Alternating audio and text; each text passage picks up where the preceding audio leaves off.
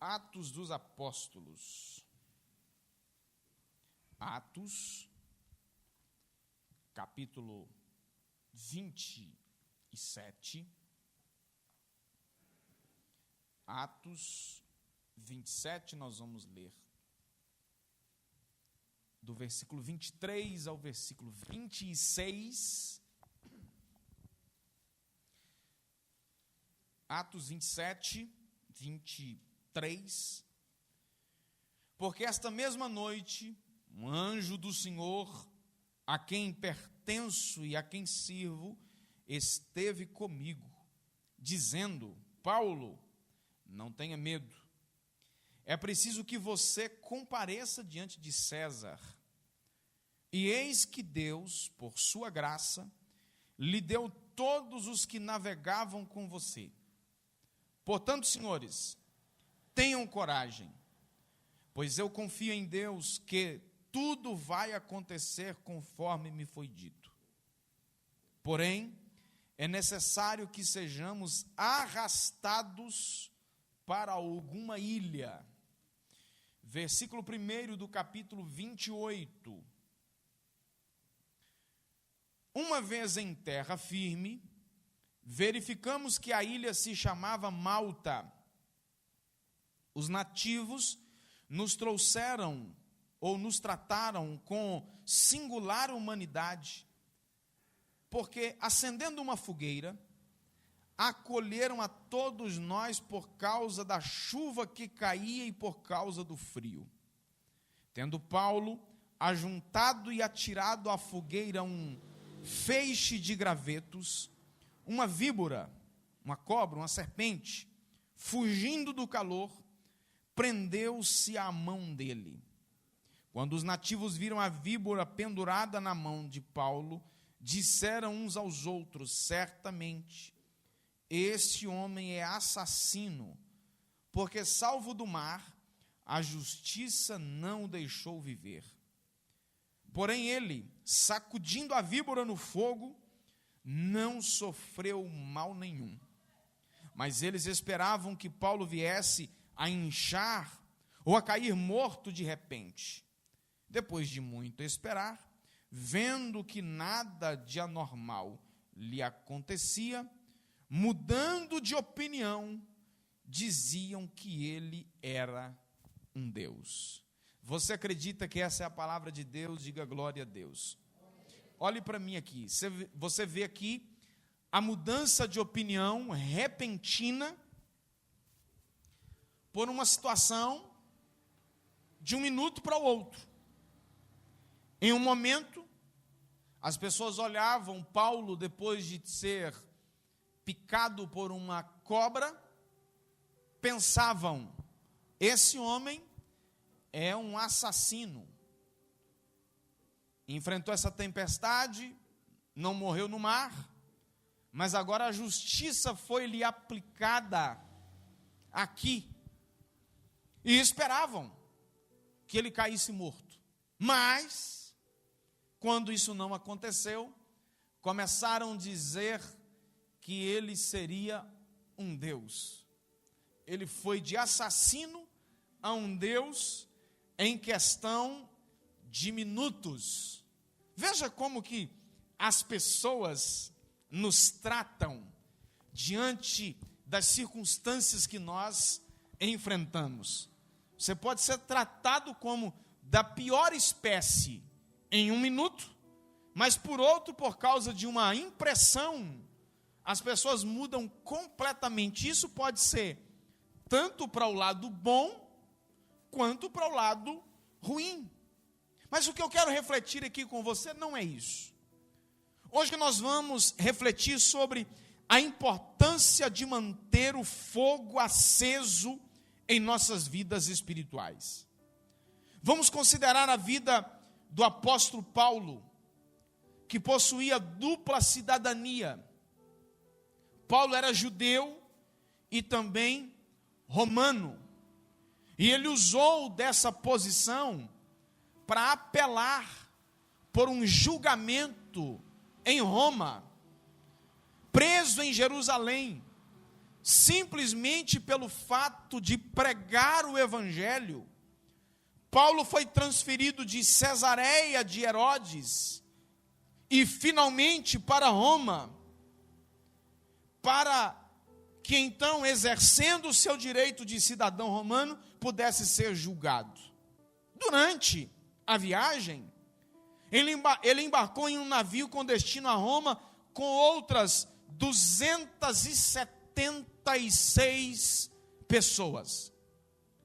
Eles chegaram em um lugar chamado Creta, e Paulo aconselhou a tripulação, ao capitão do navio, que devido a uma revelação que ele havia tido, de uma tempestade iminente, que não embarcasse. Mas ele foi ignorado. E mesmo enfrentando essa anunciada tempestade, o texto diz que Paulo recebeu uma visitação de um anjo do Senhor, que alertou a ele dizendo: olha, ninguém nesse barco vai morrer, todo mundo vai se salvar. Deus havia prometido que Paulo chegaria a Roma. A tempestade estava acontecendo, mas haveria o cuidado de Deus em proteger aqueles homens que estavam lá. Após 14 dias, a deriva, se debatendo, perdendo tudo que estava na embarcação, o barco se destroçou. Eles avistaram então uma terra desconhecida. O navio se partiu ao meio, devido às ondas da tempestade, e os tripulantes são advertidos por Paulo que não fugissem. Deus livraria da morte, mas não poderiam fugir. Eram prisioneiros, mas se fugissem, eles morreriam. O comandante então ordenou àqueles que soubessem a nadar, que saltassem ao mar e saíssem nadando. Os demais então que se agarrassem aos pedaços do navio. Desse modo, todos os 276 homens chegaram à terra sãos e salvos. E eles chegaram nessa ilha chamada Malta. Estava frio, chuvoso. O texto diz que os homens, as pessoas daquela ilha, acolheram aqueles náufragos calorosamente, com hospitalidade. Fizeram uma fogueira. E Paulo percebeu que o fogo já estava apagando e foi buscar gravetos para mantê-lo aceso. Entre os 276 homens, apenas Paulo se preocupou em manter a fogueira acesa, demonstrando seu compromisso com a espiritualidade, com a responsabilidade de manter o fogo aceso. Era uma fogueira física, mas aplicando aqui no sentido espiritual. Como Paulo, nós precisamos estar atentos e dedicados a manter o fogo de Deus aceso em nossas vidas. O fogo espiritual representa a presença e o poder do Espírito Santo e é essencial para a nossa caminhada cristã. Sem a presença do fogo do Espírito, nos tornamos frios, nos tornamos tolerantes, nos acomodamos, baixamos a guarda. É preciso alimentar a nossa vida diariamente. Você vai acender uma fogueira, você não apanha toras, madeiras grossas para acender o fogo. Você pega pequenos gravetos, você coloca palha, você coloca pequenos pedaços de madeira, e aí depois é que você vai colocando as madeiras mais grossas, para pegar fogo também. fala isso aqui das pequenas coisas. As pequenas coisas negligenciadas no dia a dia levam à frieza espiritual e faz o fogo se apagar. A negligência da vida de oração, a negligência da leitura da palavra, a negligência da vida congregacional, o comodismo, a resistência com o aconselhamento pastoral, a resistência com o aconselhamento bíblico, a desobediência aos princípios da lei de Deus. Nas palavras de Salomão, nunca falte azeite sobre a sua cabeça. Eclesiastes capítulo 9, versículo 8. Azeite era o principal combustível que gerava iluminação naquele tempo. Azeite era o principal combustível para queimar naquela época, para gerar aquecimentos, para fazer tochas, para clarear. Esse versículo nos lembra a importância de estarmos prontos e preparados espiritualmente.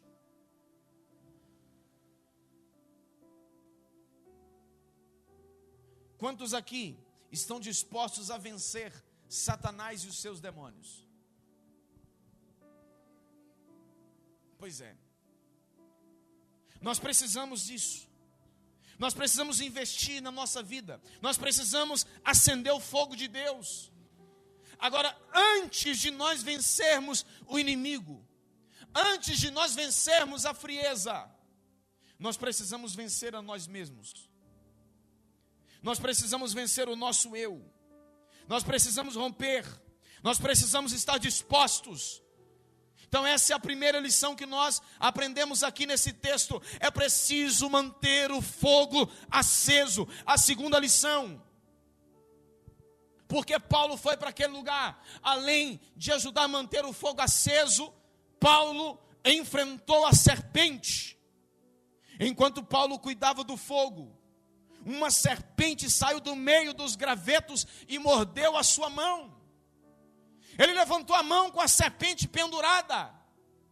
O texto diz que as pessoas olhavam para aquilo, esperando que Paulo fosse inchar, que ele fosse cair morto.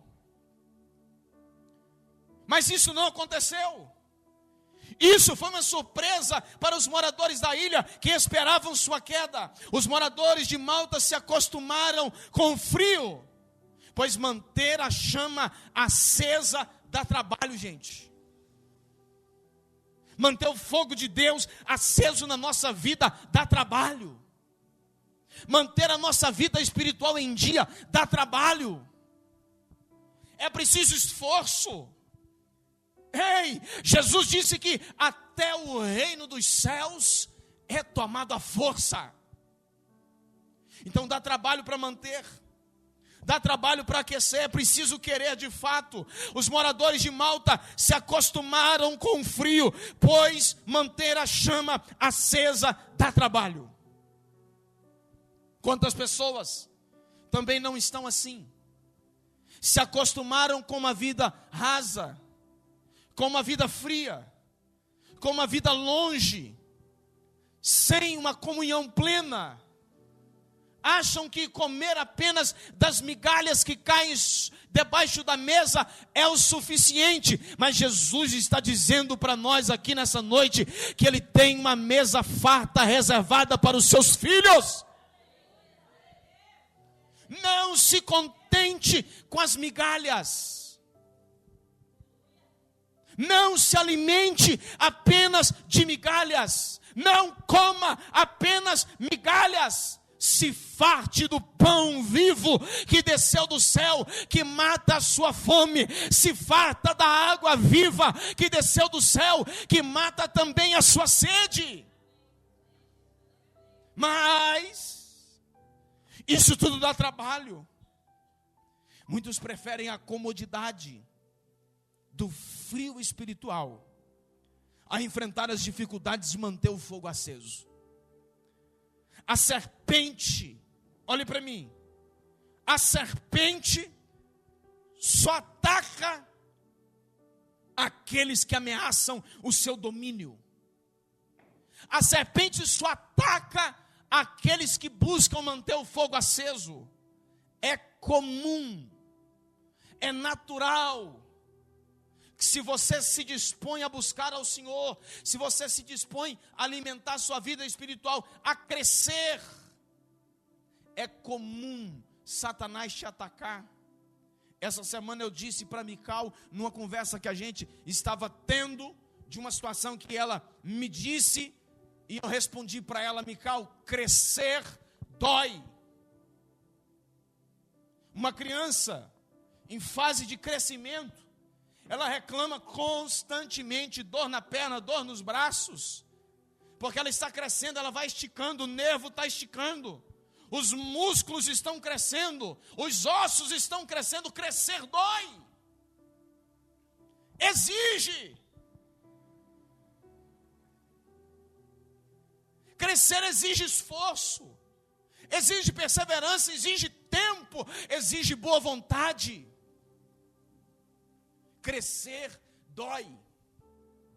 Os estudantes viram noite estudando. Está fazendo uma faculdade, viram noite estudando.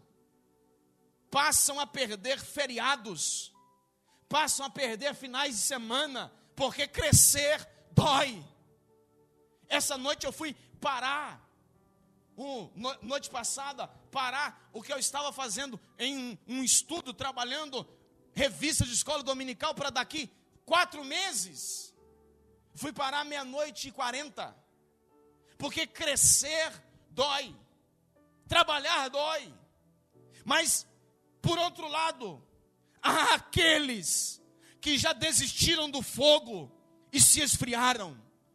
Contudo, Deus sempre levanta alguém como Paulo. Contudo, o Senhor sempre levanta alguém disposto a buscar lenha para manter o fogo aceso.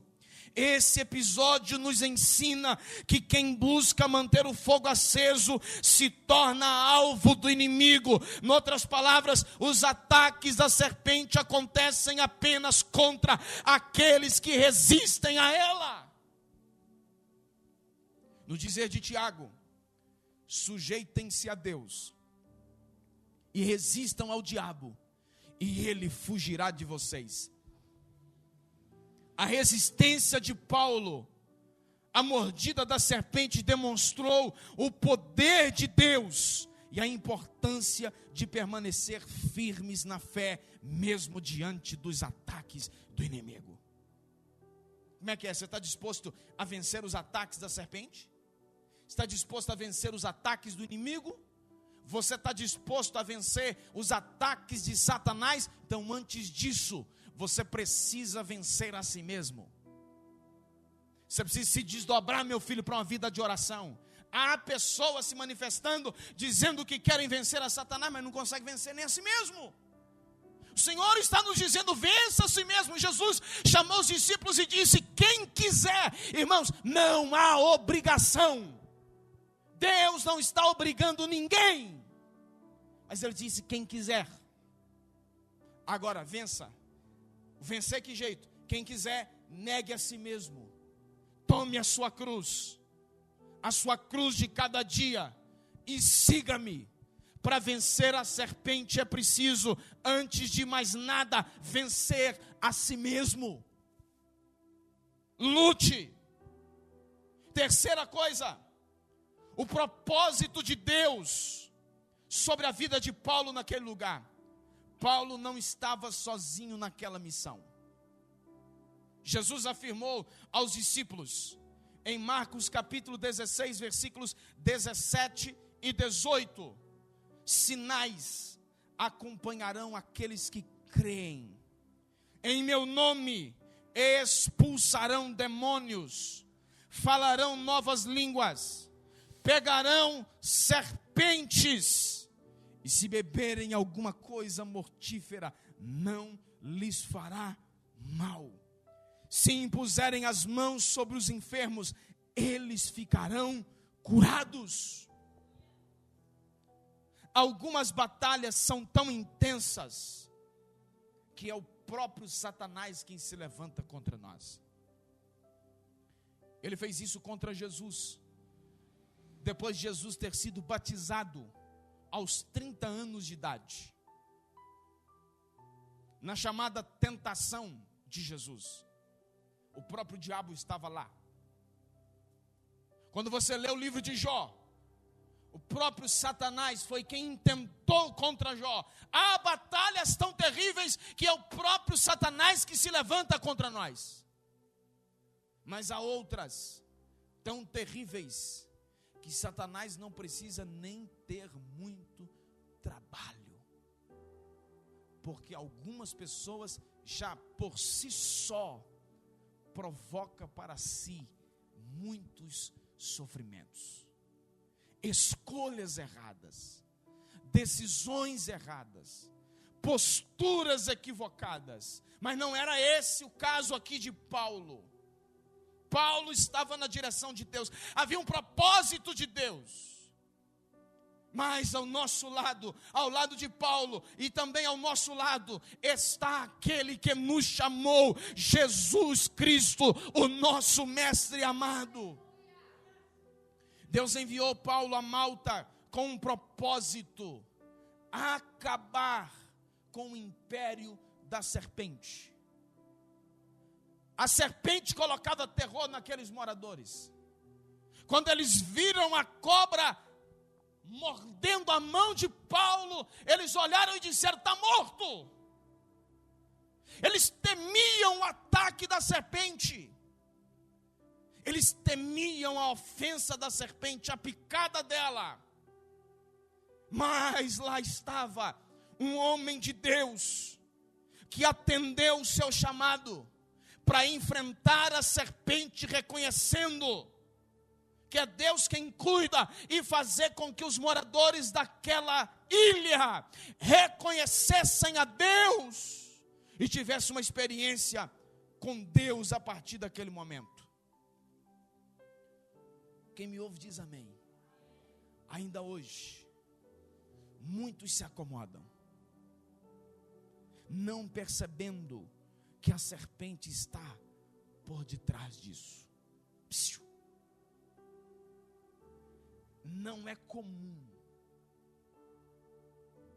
Há pessoas que eu recebo notícia direto. Eu estava pronto para sair de casa, para ir para o culto. Chegou uma visita na minha casa. Isso aconteceu uma vez na vida, outra na morte. Ou seja, vez ou outra, passa. Mas eu recebo relato de gente que isso acontece sistematicamente. Ou eu estava pronto para vir para a igreja, aconteceu um imprevisto com fulano de tal, e eu fui lá socorrer. Existem coisas, gente, que não é pecado, mas o escritor aos Hebreus diz que são embaraços. Eu estava pronto para vir para o culto, um fulano me ligou para me ir lá ver um serviço.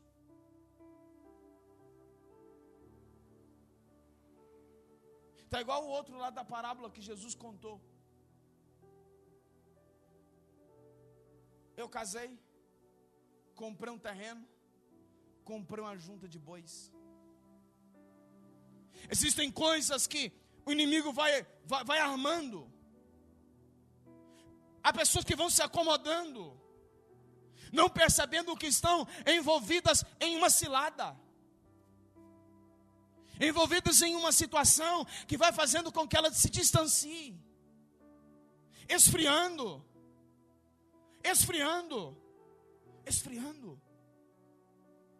Há pessoas que não perceberam que Satanás está no jogo e que passa semanas e meses sem sequer dobrar o joelho para orar,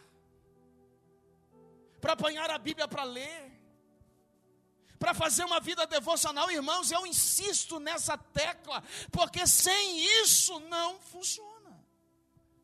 Não há vida cristã sem essas coisas. Eu não quero parecer repetitivo, como se eu não tivesse outra coisa para pregar. Eu tenho, mas há uma preocupação no meu coração, concernente à acomodação. Deus procura homens e mulheres dispostos a pegar o machado e cortar lenha, a manter o fogo aceso, a enfrentar as serpentes, a lutar contra a frieza espiritual. Com Deus ao nosso lado, nós temos a certeza que a serpente não nos impedirá em nossa missão. Não tem vida fácil. As coisas acontecem com luta, com trabalho, com esforço. Pois se até Jesus enfrentou muitos desafios, quem dirá nós? Ele mesmo alertou os seus discípulos: gente, no mundo vocês vão ter aflições, mas tem de bom ânimo. Se animem. Corra, lute. Precisamos ser vigilantes. Precisamos ser determinados, sabendo que o Senhor está conosco. Deus enviou Paulo à ilha de Malta para acabar com o reinado da serpente.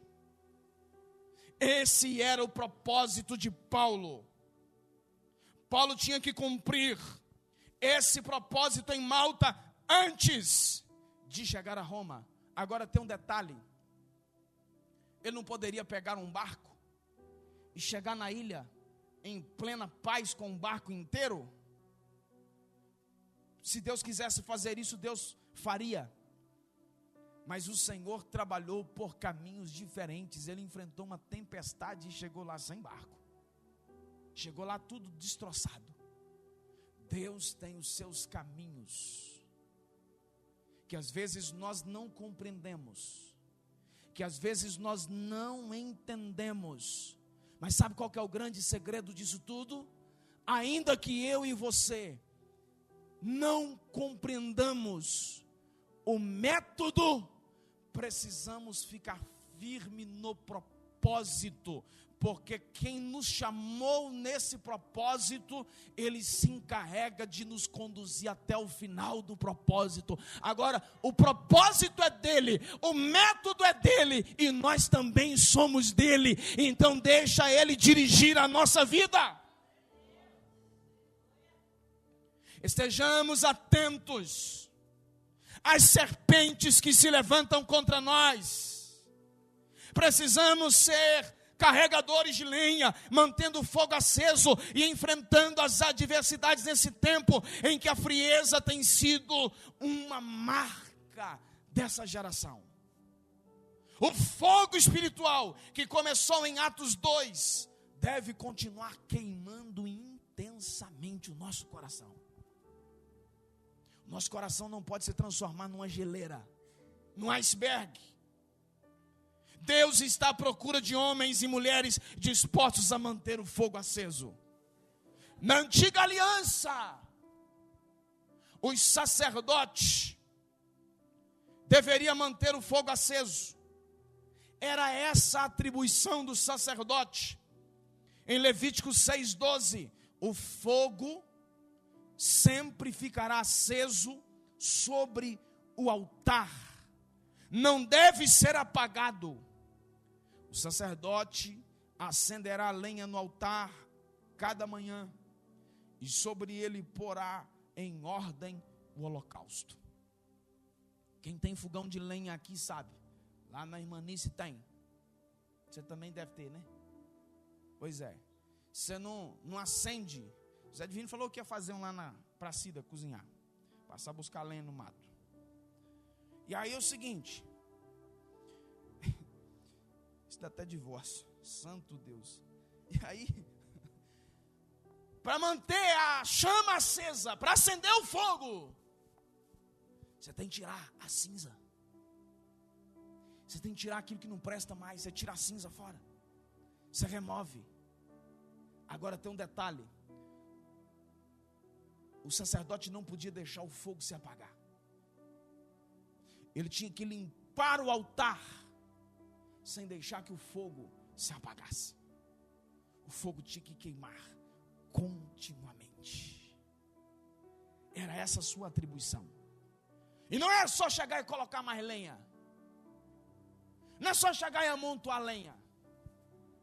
Aquilo ali tinha madeira sendo queimada. Os animais também eram colocados lá. Então, aquilo ia juntando.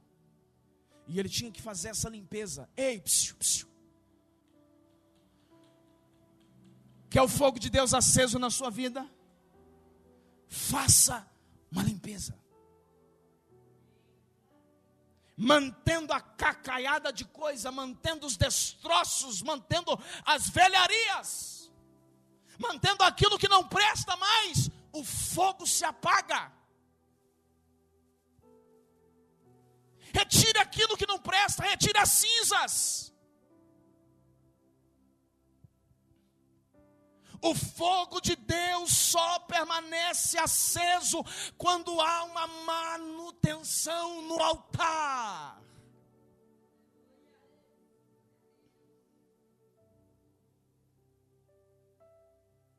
Na nova aliança, essa é uma missão de cada um de nós. Na antiga aliança, isso era a missão do sacerdote. Na nova aliança, todos nós, fomos feitos em Cristo sacerdotes. Qual que era a função do sacerdote? A função do sacerdote era intermediar, interceder a Deus pelo povo. Na nova aliança, todos nós fomos feitos sacerdotes. Por quê? Em Jesus agora o caminho está aberto. O véu do templo foi rasgado, o que impedia as pessoas de entrar no lugar santo, que era o lugar da presença de Deus. O véu foi rasgado. O Senhor nos convidando, venha à minha presença. Então, meu filho, eu posso orar por você, e tenho feito isso, mas você precisa fazer sua parte. Você precisa remover a cinza. Joga isso tudo para fora. Joga o que não presta para fora. Você precisa estar disposto a incendiar a sua vida, a incendiar seu coração, a incendiar sua alma, a incendiar a sua vida com a presença de Deus. Você precisa desejar isso, meu filho. Quanto você quer? O quanto você deseja isso para a sua vida? Ser cheio da presença de Deus, ter visões espirituais, ter sonhos espirituais, ter experiências com o Senhor, ser usado por Ele na sua obra, ganhar outras pessoas para Jesus, viver uma vida de um relacionamento próximo com o Senhor. O quanto você deseja isso, o quanto você deseja morar com Deus. E isso tudo aqui que nós fazemos é um ensaio para vivermos eternamente com Ele. Então nós precisamos, cada um de nós, fazer a nossa parte. Você precisa buscar o Senhor. Você precisa clamar ao Senhor. Você precisa buscar o Senhor, meu filho. Você pode ficar de pé comigo, por favor? Nós vamos orar juntos.